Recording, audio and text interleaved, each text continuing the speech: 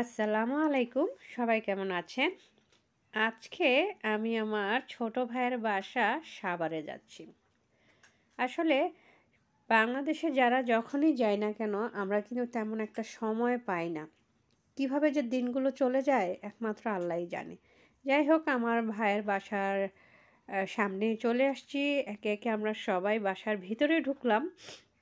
আর ঢুকতেই দেখি পুরো একদম ভর্তা আইটেম দিয়ে আমার ছোট ভাইয়ের ওয়াইফ পুরো মানে কি বলবো প্লেট ভরে ফেলছে। আর আমরা খাওয়া এত মজা হয়েছে আর এত এনজয় করে আমরা সবাই একসাথে বসে খেলাম। দেন খাওয়ার পরে চিন্তা করলাম সবাই মিলে একটু সাভার স্মৃতিসৌধটা ঘুরে আসি। আসলে বাংলাদেশে গেছি আর যেহেতু আমার ভাই সাভারে থাকে, দেন চিন্তা করলাম মেয়ে তো এই পর্যন্ত সাভার স্মৃতিসৌধ দেখেনি, তো ওকে নিয়ে ঘুরে আসি। এই তো আমরা সাভার স্মৃতিসৌধে চলে আসছি সবাই মিলে একসাথে পরিবারের সবাই।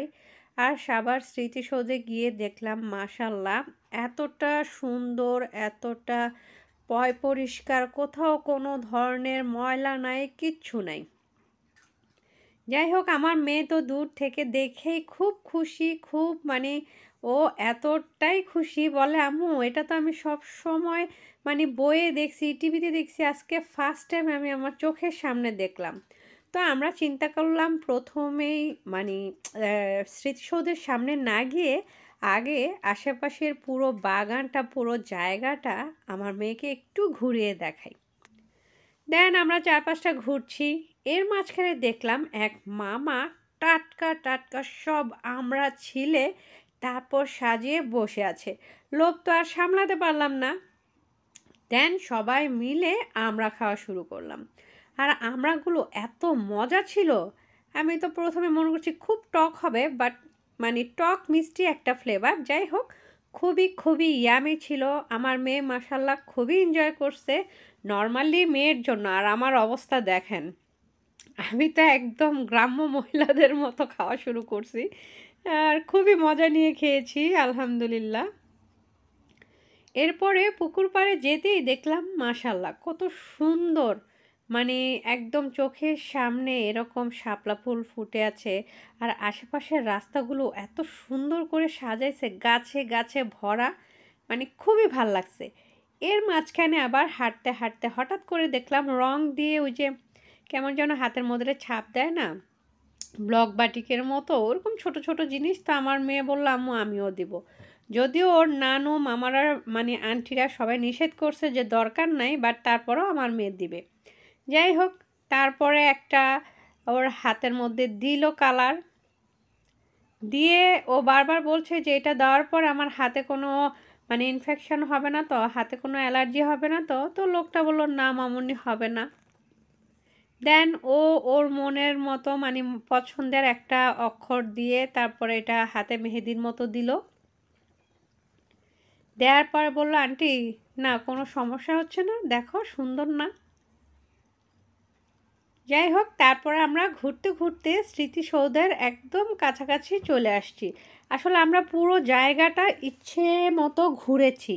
ঘোরার কারণ একটাই যে আশেপাশের এগুলি না ঘুরে দেখলে আসলে আমার মেয়েকে কিভাবে কি বুঝাবো। দেন আস্তে আস্তে একদম স্মৃতিসৌধের সামনে চলে আসলাম। এত ভালো লাগছে, মনটা একদম খুশিতে ভরে গেছে। দেন এ পাশটাতে একটু হাঁটাহাঁটি করলাম। তারপর আশেপাশে হাঁটতে হাঁটতে হঠাৎ করে দেখলাম প্লাস্টিকের যে ফুল যেগুলি মাথায় দেয়, এইগুলি এখানে বিক্রি হচ্ছে, বাট দূর থেকে মনে হচ্ছিল একদমই তাজা ফুল। দেন পরে কাছে আসতে দেখলাম যে না, প্লাস্টিকের ফুল। আসলে কিছু কিছু জায়গাতে একটু নোংরা, কারণ মানুষ খাওয়া দাওয়া করে এখানে সেখানে এটা সেটা ফালাইতে থাকে, বাট খুবই সুন্দর। তারপর দেখলাম কিছু স্টুডেন্ট ওইখানে কিসের জন্য জানি গেল, ছবি তুললো।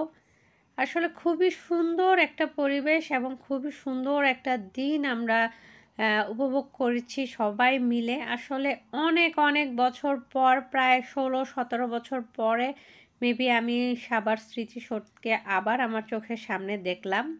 আসলে ফ্যামিলি নিয়ে আপনি যেখানেই ঘুরতে যাবেন আপনার কিন্তু ভালো লাগবে। তো বাংলাদেশে গেলে আমি মনে করি প্রতিটা ফ্যামিলিরই উচিত তাদের ছেলে মেয়েকে অন্তত নিজের দেশের যে কালচারাল বিষয়গুলি, যে জিনিসগুলি স্মৃতিসৌধ হোক, সেটা হোক শহীদ মিনার, সব কিছু বাচ্চাদেরকে দেখানো উচিত এবং এটা ব্যাখ্যা করা উচিত যে কেন এই জিনিসগুলো এখানে। তা আমরা নর্মালি কিন্তু বাইরের দেশের খুব নামকরা যে স্ট্যাচুগুলি আছে, যেই জায়গাগুলো আছে, ওগুলো কিন্তু নর্মালি বাচ্চাদের নিয়ে দেখি।